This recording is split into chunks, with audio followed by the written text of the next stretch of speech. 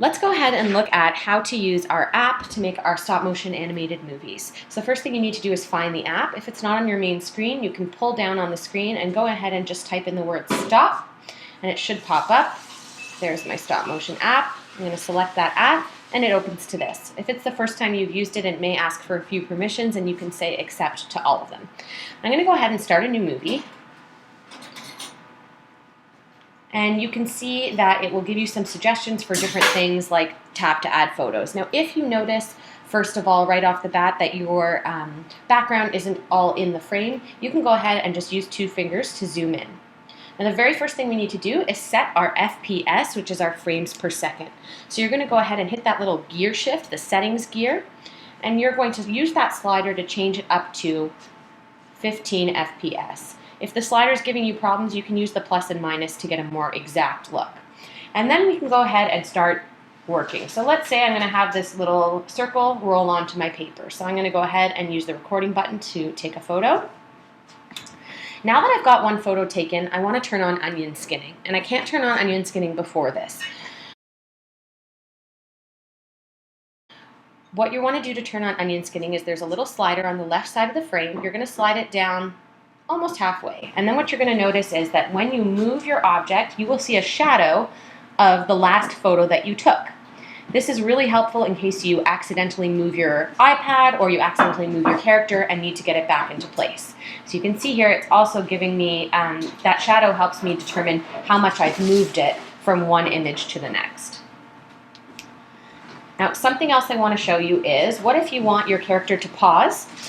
Instead of taking several frames of your character doing nothing, what you can do is tap on the image that you want to pause and select pause and tell it how many frames you want it to pause for. So if you need it to pause for 1 second, obviously that's going to be 15 frames. And now you'll see the bottom of this little image has 15. That tells me it's going to hold for 15 frames. Now what if I wanted my character to move in, say something, and then just reverse and go the other way?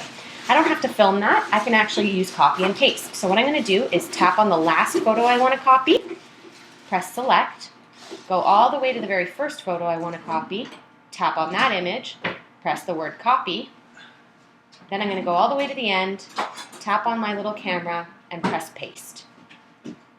Now, a couple of important features. There's super rewind and super fast forward, so you don't have to swipe all the way. You just hit that arrow for super rewind and the opposite arrow for super fast forward. The play button is right above the recording button. And there's my movie. You can see it plays on a loop, so it goes forwards, backwards, and then it starts again. One last little tip is if you need to delete a frame, you simply tap on it and select the trash can. Something else that you must make sure that you do is name your movie with your class and then group 1 or whichever group number you are. The other really important thing is, because all the students are using the iPads, we don't want anything accidentally happening to someone's movie. So what you're going to do is, at the end of every single class, you're going to be setting a lock on your project. So if you tap those 3 dots, you can see the lock button is there. It's going to ask you for a pin. I have created a pin for you. Please double check what that pin is. Let's say that right now it is 5555. We enter it again. And now it's locked. You can see that little lock icon. That means that anybody else who accesses this movie will have to first select unlock and make sure that they know the correct pin. Now again, you have to set this again at the end of every single class. It will not lock it for you unless you set that lock.